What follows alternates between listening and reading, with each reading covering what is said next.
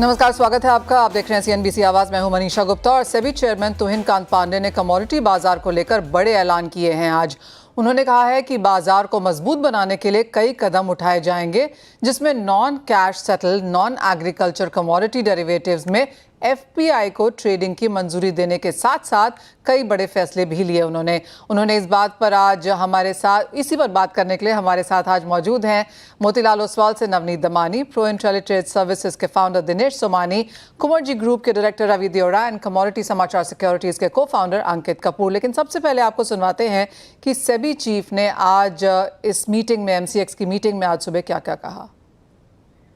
Enhanced institutional participation will bring in higher liquidity, making the market more attractive for hedging. We will keep working towards a regulatory framework to enable prudent institutional access to these markets. A proposal to allow FPIs to trade in non-cash settled, non-agricultural commodity derivative contracts is also currently under examination. We will also engage with the government to consider banks, insurance companies, and pension funds to trade in these markets. काफ़ी कुछ यहाँ पर कहा गया। और SEBI chief ने जैसे यहाँ पर कहा है कि इंडियन कमोडिटी मार्केट को स्ट्रेंथन करने के लिए सेबी डेवलपमेंट का एक बहुत बड़ा यहाँ पर एजेंडा है। उन्होंने ये भी कहा कि उन्होंने एक कमेटी यहाँ पर कॉन्स्टिट्यूट करी है जो मेजर्स करेगी यहाँ पर और भी इन मार्केट्स को यहाँ पर डीपन करने के लिए। साथ ही साथ वर्किंग ग्रुप को डेवलप करना होगा non cash non agree commodities, जिसमें मेटल्स यहाँ पर ऑफकोर्स साथ देते हैं। उन्होंने ये भी कहा कि वो आगे काम करते रहेंगे रेगुलेटरी फ्रेमवर्क को और भी अनेबल बनाने के लिए, प्रूडेंट बनाने के लिए, और ये इंश्योर करना चाहेंगे कि इंस्टीट्यूशनल एक्सेस हम इस बाजार में यहाँ पर आता हुआ देखें। साथ ही साथ जैसे वो कह भी रहे थे और मैंने आपसे पहले भी बताया कि एफपीआईज को यहाँ पर ट्रेड करने के लिए अलाउ किया जाएगा नॉन एग्री कमोडिटीज़ में। यहाँ पर ये अंडर एग्जामिनेशन है। रिमेंबर, इसकी बहुत समय से यहाँ पर बातें चलती जा रही हैं, लेकिन 4-5 चीज़ें जो आज सेबी चीफ ने कमोडिटी मार्केट्स को लेकर कही, उसका ऑब्वियसली एक इम्पैक्ट तो हमने MCX as a share price आता हुआ देखा ही, लेकिन साथ ही साथ एक बहुत बड़ा बूस्ट यहाँ पर ओवरऑल कमोडिटीज के सेंटिमेंट को भी यहां पर बनता हुआ दिख रहा है।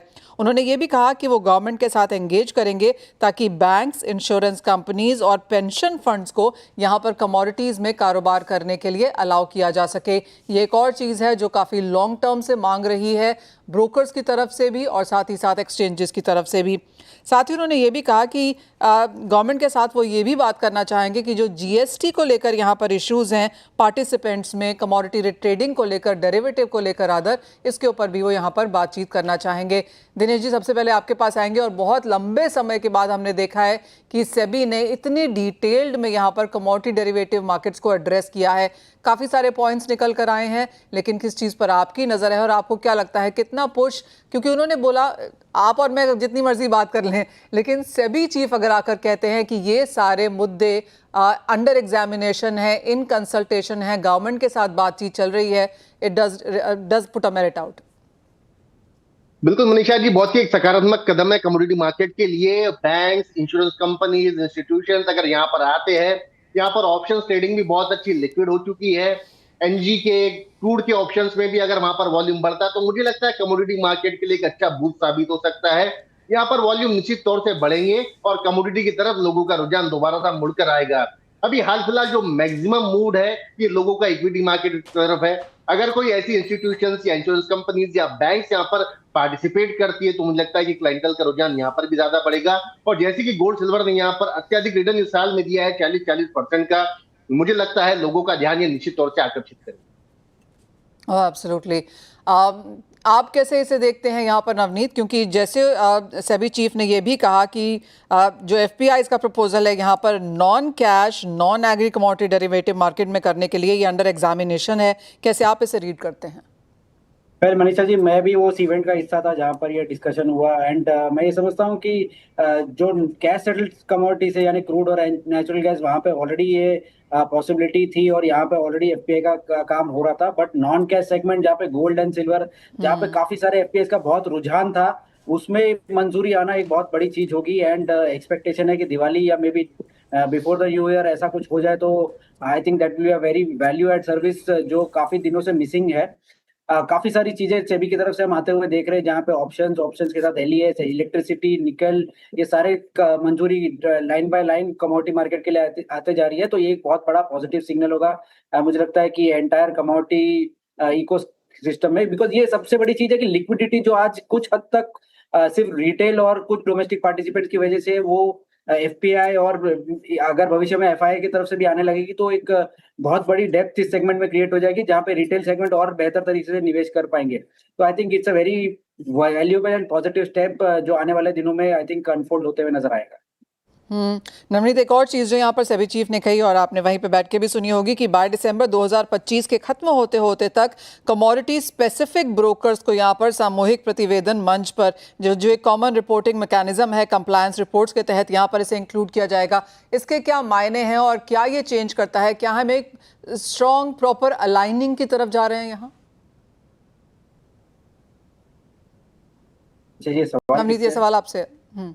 वेल मुझे लगता है कि काफी एक हद थी जहाँ पे पार्टिसिपेशन कमोडिटी ब्रोकर्स का भी जरूरी था। अभी तक हम सीपीआई की तरफ से रिप्रेजेंटेशन देख रहे थे और वहीं पे ही कुछ ना कुछ निष्कर्ष निकलता था सेबी के साथ जो भी डिस्कशन होते थे। बट ये जब इंडिविजुअल ब्रोकर शामिल होंगे तो वो ग्राउंड लेवल पे अपनी कंसर्न्स और जो चैलेंजेस है वो बता पाएंगे सेबी को डायरेक्टली, एंड उसको कैसे मिटिगेट किया जाए, किस तरह से बैलेंस किया जाए।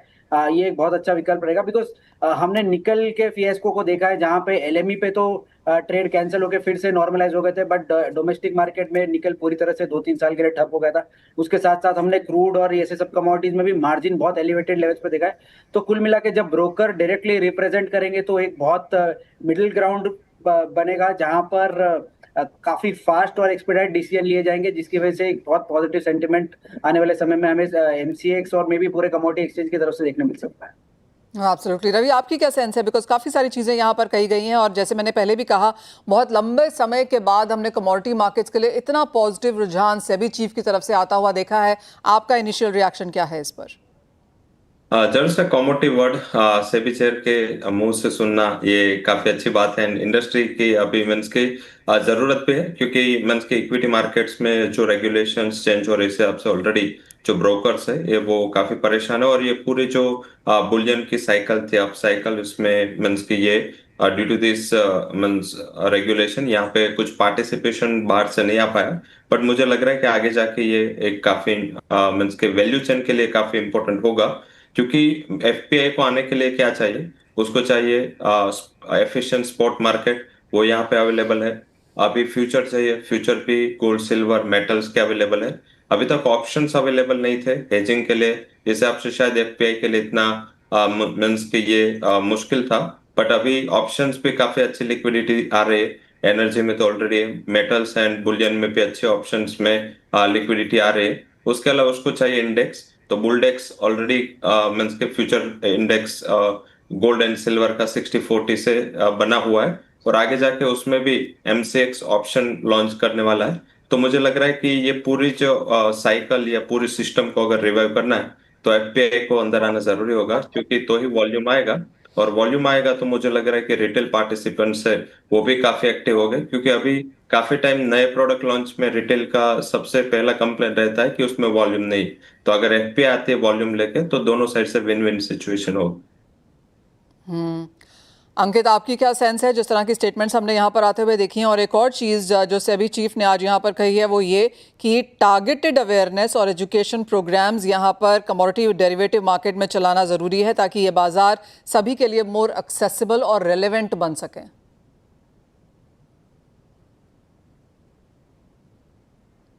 आप म्यूट पर हैं अंकित।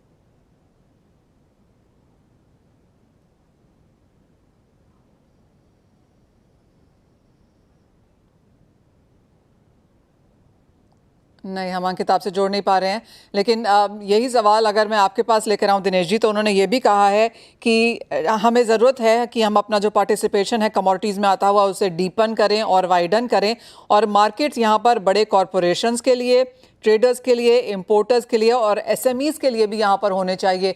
As of now we understand जिस तरह की मार्केट है, जिस तरह की पार्टिसिपेशन है, बहुत सारे ये जो स्टेक होल्डर्स जिनका नाम यहाँ पर सेबी चीफ ने लिया, वो बहुत बड़े तौर पर यहाँ पर मार्केट के पार्टिसिपेंट्स नहीं हैं।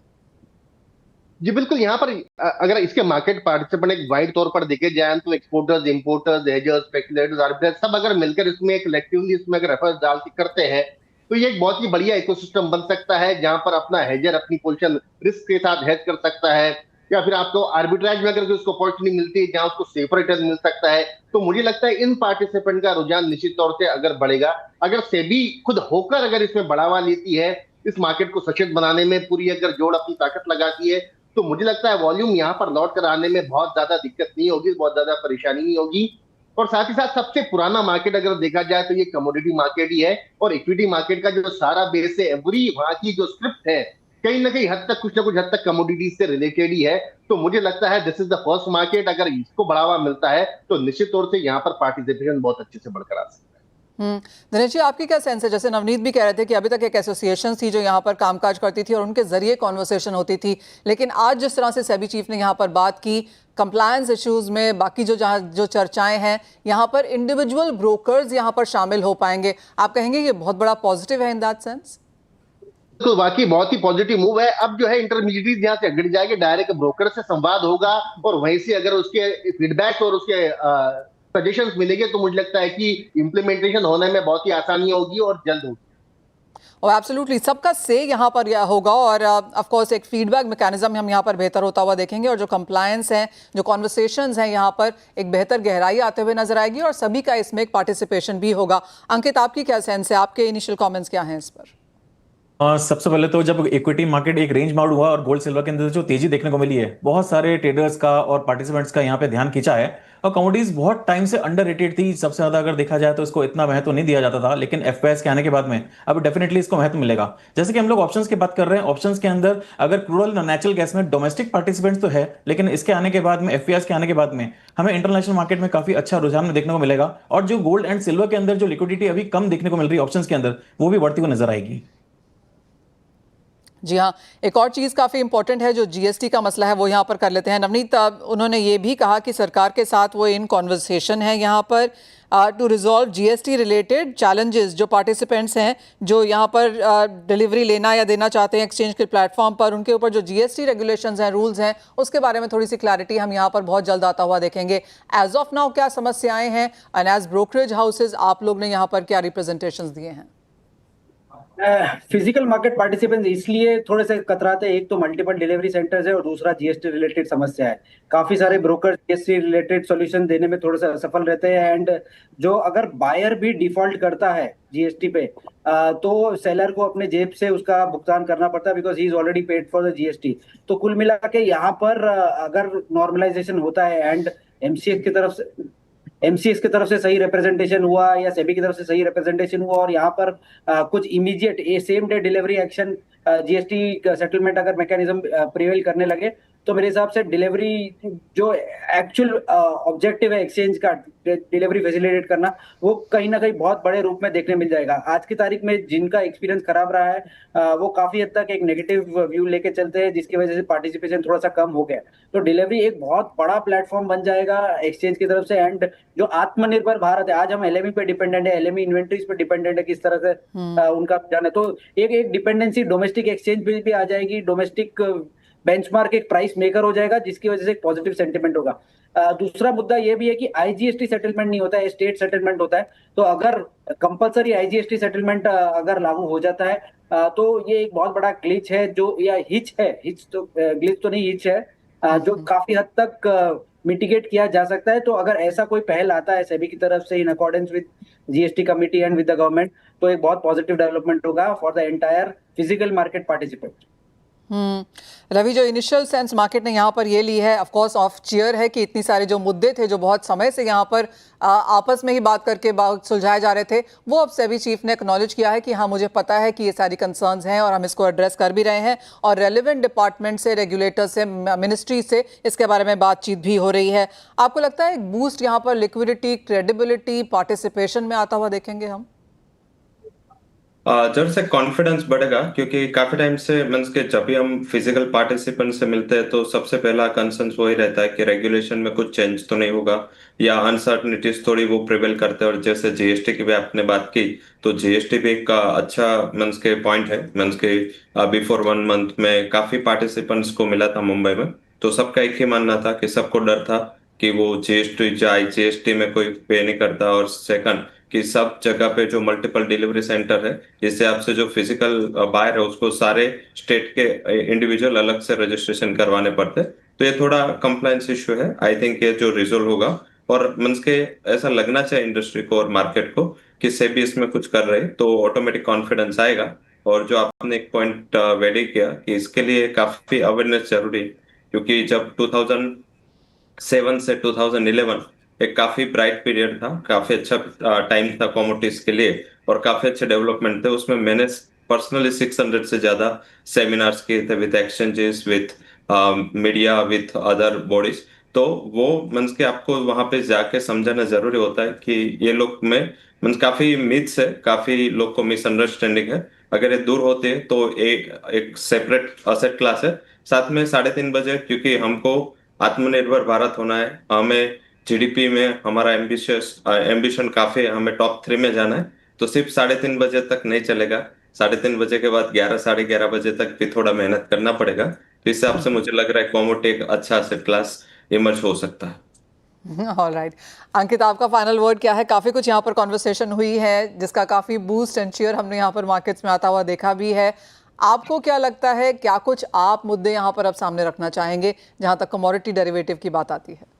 कमोडिटी डेरिवेटिव्स में पार्टिसिपेशन जो है धीरे धीरे बढ़ रहा है वापस से। जैसे हमने बहुत टाइम पहले देखा था, एक स्लगिशनेस आई थी, लेकिन अगर एग्री कमोडिटीज के अंदर देखें तो आज भी वो स्लगिशनेस है। बहुत सारी कमोडिटीज हैं जो बंद हैं। मुझे लगता है कि इस प्लेटफॉर्म पे जिस तरह से हम सेमिनार्स की बातें कर रहे हैं, जिस तरह से हम अवेयरनेस की बातें कर रहे हैं, तो कमोडिटीज जो बंद हैं उसको भी मुझे लगता है कि वापस से लॉन्च करना चाहिए, और आने वाले टाइम में इसको बेटर तरीके से इसको फिनिशिंग देनी चाहिए। क्योंकि जिस तरह से कमोडिटीज के अंदर गोल्ड सिल्वर के अंदर पार्टिसिपेशन है, क्रूड के अंदर पार्टिसिपेशन है, धीरे धीरे एग्री कमोडिटीज के अंदर पार्टिसिपेशन कम होता जा रहा है। तो मुझे लगता है कि इस जगह पे भी थोड़ा सा फोकस ज्यादा रखना चाहिए, क्योंकि नॉन मेटल्स के ऊपर, नॉन एग्री कमोडिटीज पे तो हम कर रहे हैं, एग्री कमोडिटीज को भी थोड़ा सा फोकस में रखना चाहिए। ओह वेल, एब्सोल्युटली, एकदम आपसे एग्री करते हैं कि काफ़ी सारा काम यहाँ पर करना ज़रूरी है। और अब क्योंकि यहाँ पर शुरुआत हुई ही है तो आपके हाथ में है कि किस तरह का फीडबैक आप यहाँ पर सेबी में देते हैं। हम तो आपके साथ हैं ही, और साथ ही साथ कमोडिटी मार्केट्स में आगे क्या देखने को मिलता है, इंटरेस्टिंग पीरियड वो भी रह सकता है।